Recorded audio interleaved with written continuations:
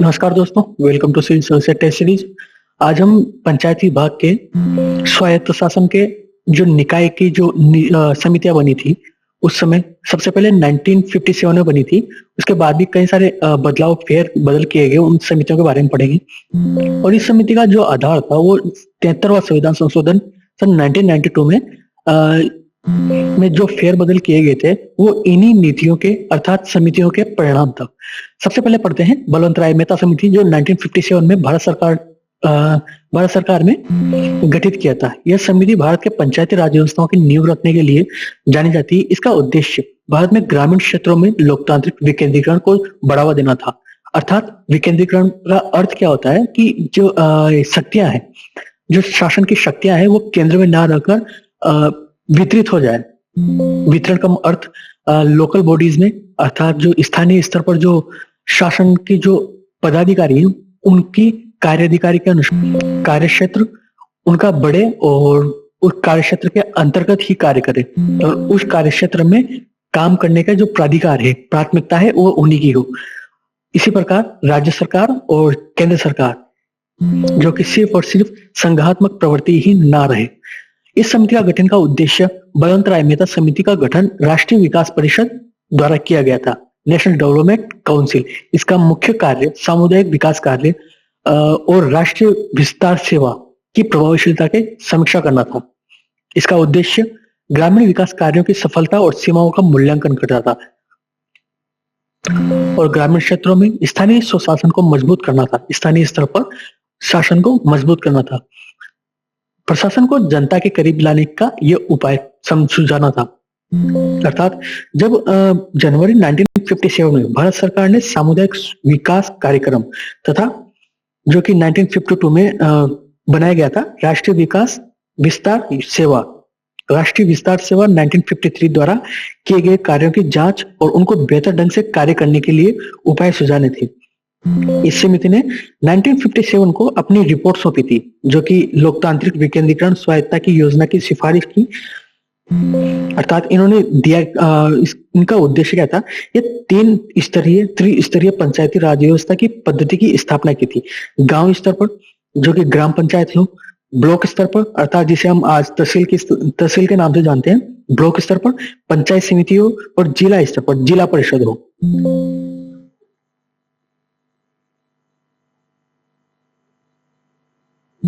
और ये जो तीनों स्तर है वो आपस में अप्रत्यक्ष चुनाव द्वारा गठन से जुड़े होने चाहिए।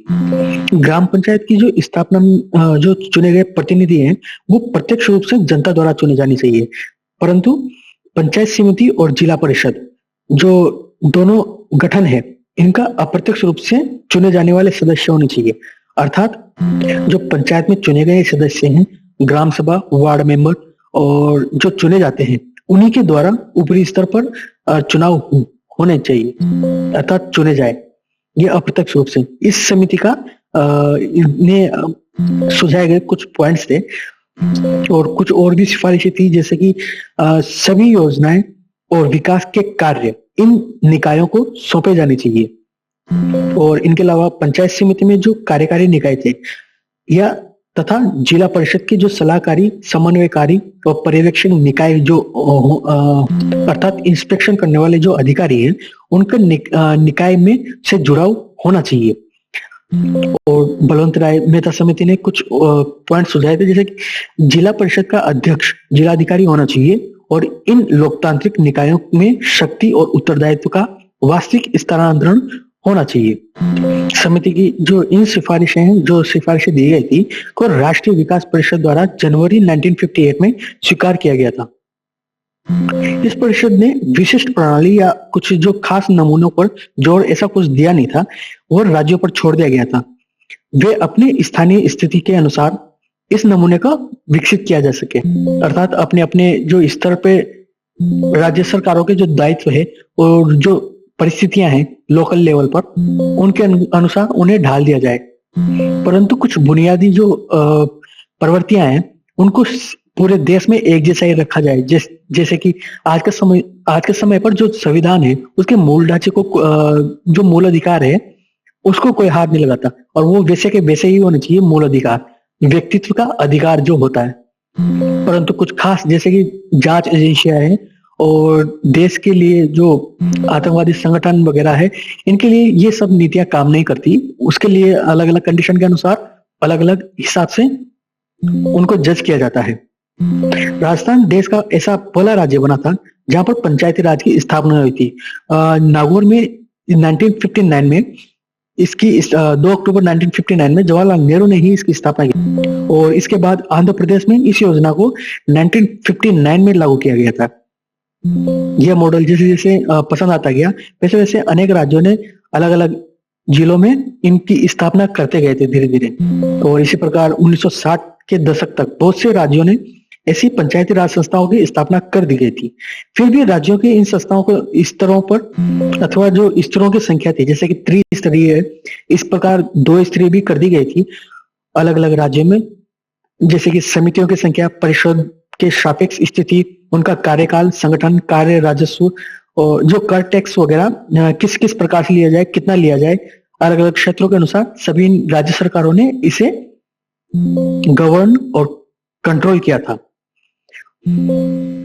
जैसे कि उदाहरण के तौर पर देखें तो राजस्थान में ऐसी त्रिस्तरीय पद्धति अपनाई गई थी और तमिलनाडु में द्विस्तरीय पद्धति अपनाई गई थी और पंजाब में 4 स्तरीय पद्धति अपनाई गई थी। इसके अलावा राजस्थान, आंध्र प्रदेश पद्धति में भी काफी मजबूती देखी गई थी राजस्थान और आंध्र प्रदेश में। ऐसा क्यों देखा गया था? क्योंकि जो नियोजन के कार्य थे, नियोजन और विकास की जो इकाइयां थी, ब्लॉक थी, वो अत्यधिक सुदृढ़ थी। जबकि महाराष्ट्र और गुजरात में जो पद्धति अपनाई गई थी उसमें जिला परिषद को अधिक शक्तियां दी गई थी। और ऐसा ही नहीं कि कुछ राज्यों में तो न्याय पंचायत की स्थापना, जो छोटे दीवानी और आपराधिक मामलों को कंट्रोल करते हैं, उनकी भी स्थापना की गई थी, गठन किया था, जिसने अपनी रिपोर्ट 1978 में प्रस्तुत की।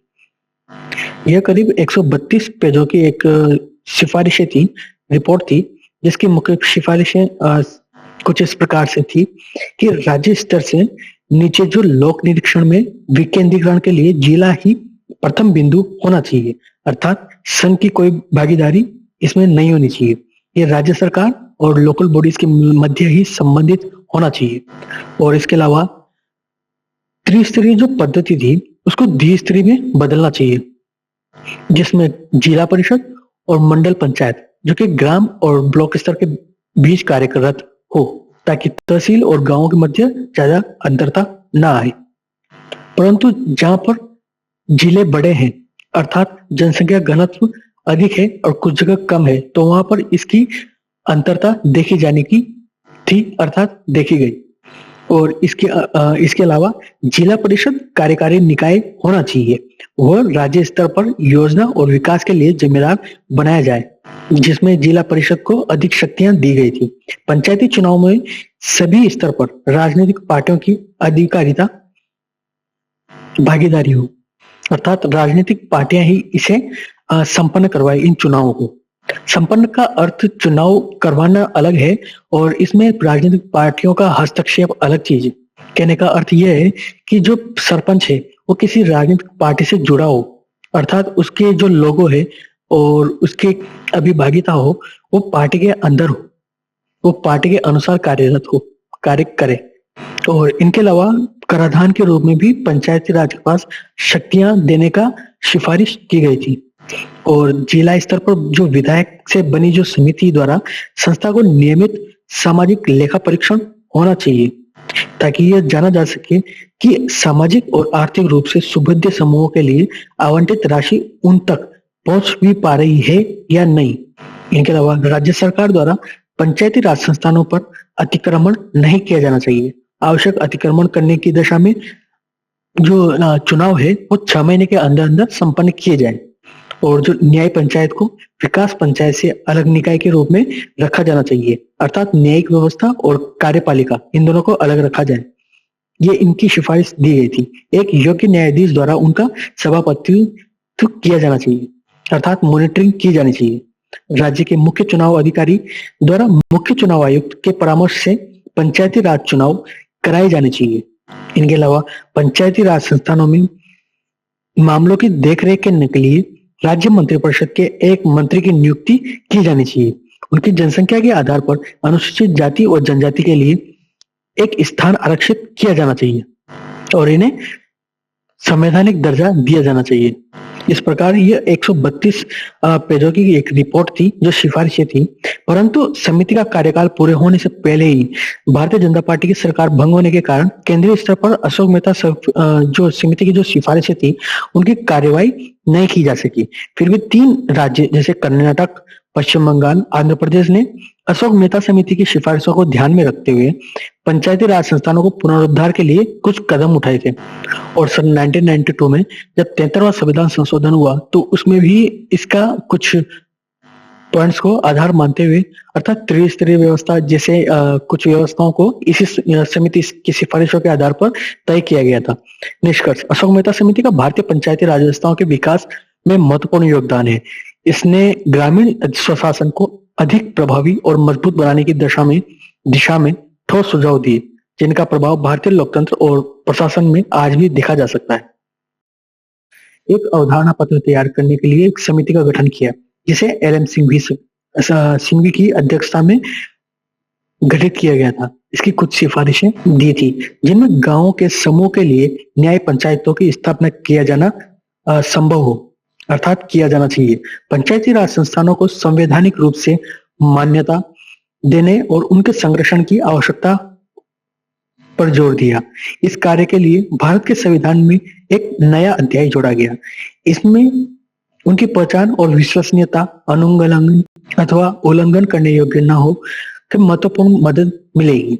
इस समिति ने स्वतंत्र और निष्पक्ष चुनाव कराने की संवैधानिक उपबंध की सलाह भी दी थी। इस समिति ने गांव की पुनर्गठन और ग्राम सभाओं की महत्वता पर जोर दिया। गांव की पंचायतों को ज्यादा आर्थिक संसाधन उपलब्ध कराने की बात भी कही। पंचायती राज संस्थानों के चुनाव और उनके विघटन, उनके कार्यों से संबंधित जो भी विवाद उत्पन्न होते हैं, उनके निस्तारण के लिए न्यायिक अधिकरणों की स्थापना की जानी चाहिए।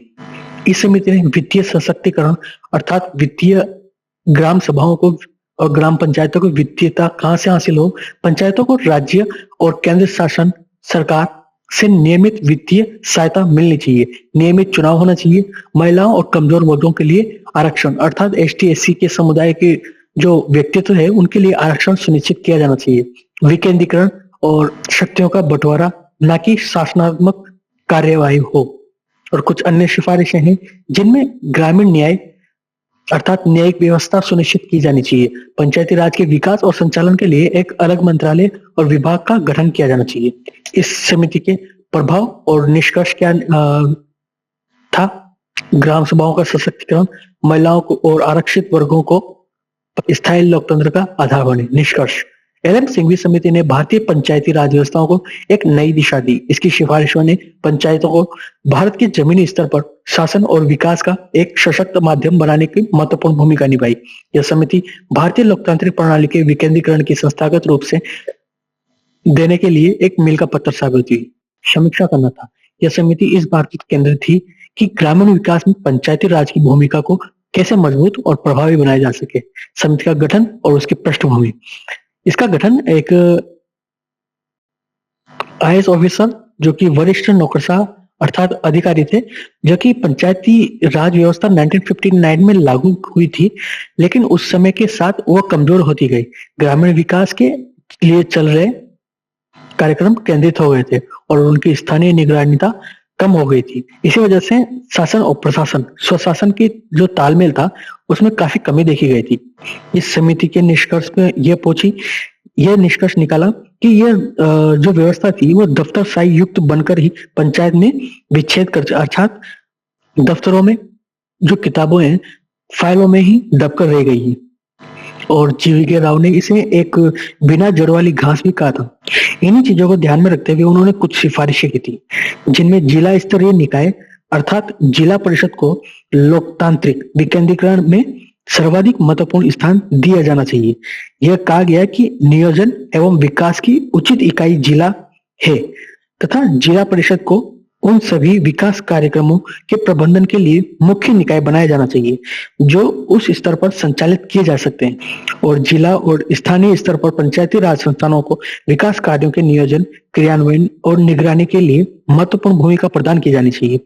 प्रभावी जिला नियोजन विकेंद्रीकरण के लिए राज्य स्तर के कुछ नियोजन कार्यों को जिला स्तर पर हस्तांतरित कर देना चाहिए, अर्थात किया जाना चाहिए, और जिला विकास आयुक्त का पद सृजन किया जाना चाहिए, अर्थात निर्माण किया जाना चाहिए। इसे जिला परिषद के मुख्य कार्यकारी अधिकारी के रूप में कार्य करना चाहिए, जिसे जिला स्तर के सभी विकास विभागों का प्रभावी होना चाहिए।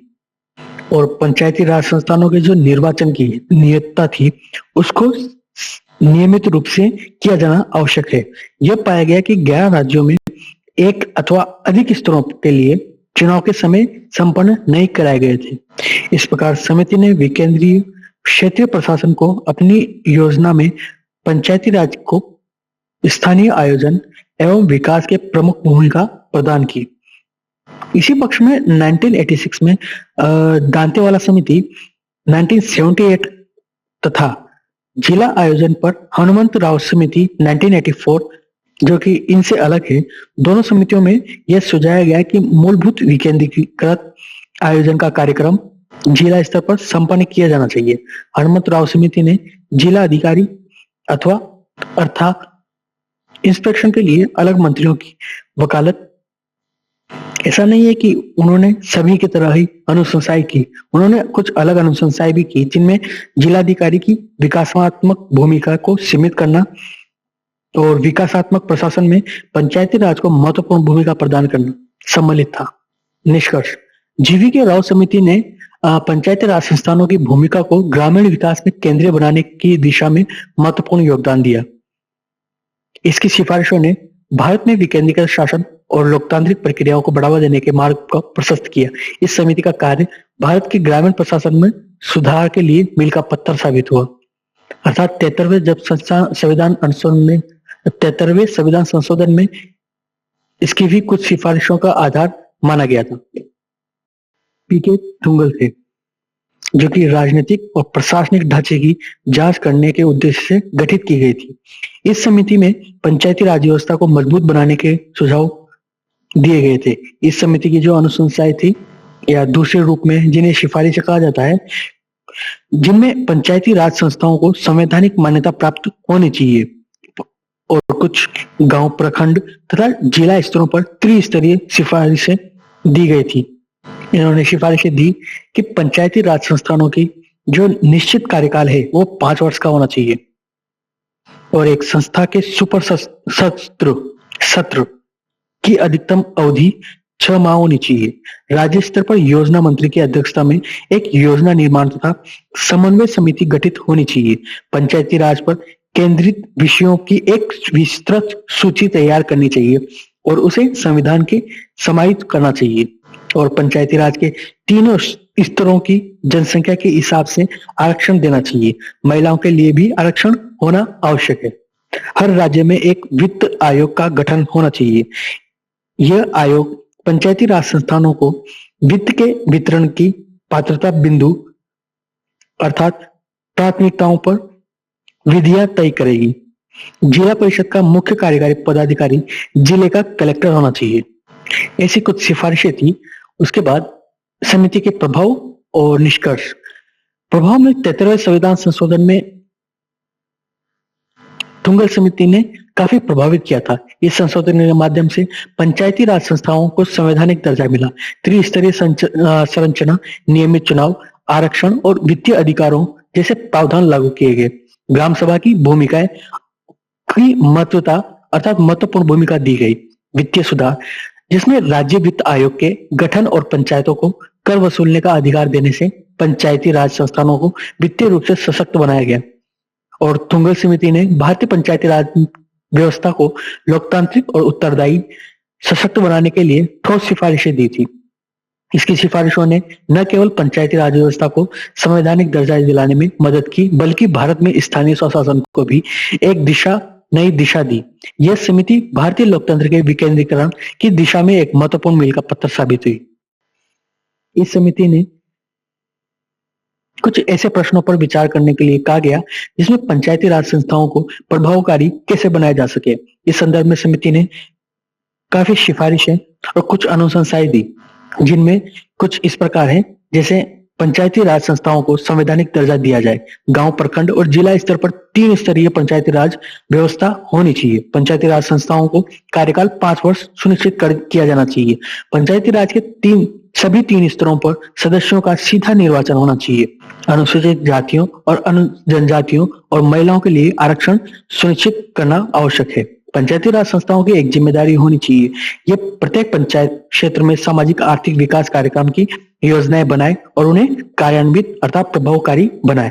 पंचायती राज संस्थाओं को कर, टैक्स और ड्यूटी वसूलने और जमा करने का प्राधिकार मिलना चाहिए। एक वित्त आयोग की स्थापना जो पंचायतों को वित्त का आवंटन करे, अर्थात राज्य वित्त आयोग की स्थापना होनी चाहिए। एक राज्य चुनाव आयोग की स्थापना हो जिसमें पंचायतों का चुनाव संपन्न करवाया जा सके, अर्थात उस समय राज्य चुनाव आयोग नहीं हुआ करते थे, परंतु इस सिफारिश के आधार पर उसको आधारशिला मिली।